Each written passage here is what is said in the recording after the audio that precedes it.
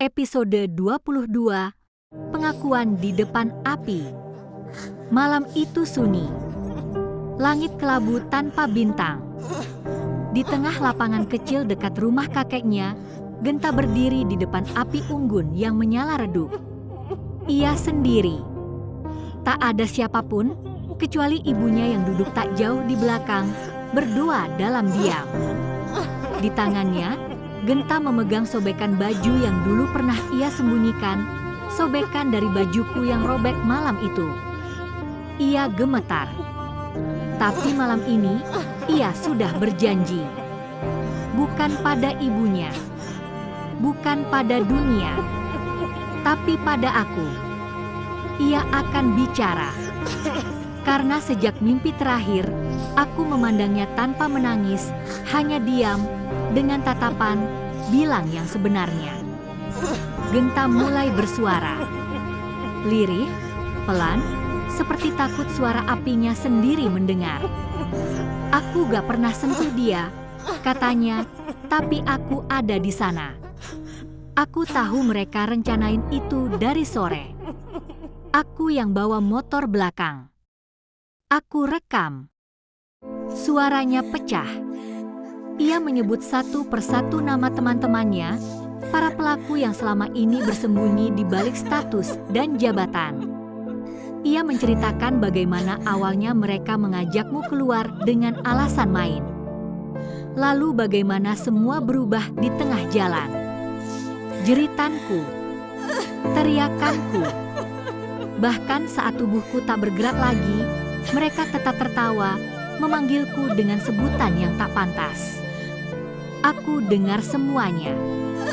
Api unggun itu tidak membesar, tapi hangatnya terasa menyakitkan.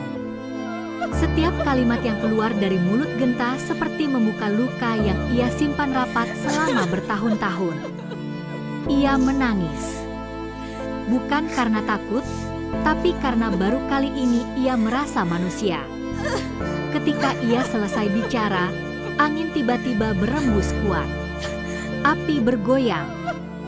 Daun-daun kering beterbangan, dan di ujung kayu bakar muncul asap berbentuk samar. Seperti tubuh gadis dengan rambut panjang berdiri membelakanginya. Genta gemetar, tapi ia tidak lari. Ia hanya berbisik, "Aku tahu kamu di sini, dan aku pantas dihantui." Ibunya memeluknya dari belakang. Bersama, mereka menatap api yang pelan-pelan mulai padam. Tapi anehnya, setelah pengakuan itu selesai, tak ada lagi suara tangisan. Tak ada lagi mimpi buruk. Tak ada lagi darah di balik dinding kamar. Malam itu hening. Tapi hening yang berbeda. Seolah langit pun ikut mengerti bahwa satu pintu kebenaran telah terbuka, meski kecil. Aku tidak langsung pergi. Tapi untuk pertama kalinya, aku berdiri sedikit lebih jauh dari Genta. Tidak lagi menatap dengan amarah. Hanya dengan kekecewaan yang akhirnya diakui. Aku adalah Vina.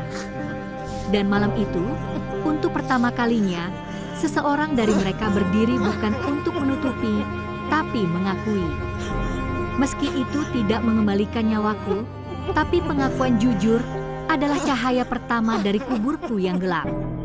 Kebenaran tak perlu panggung besar.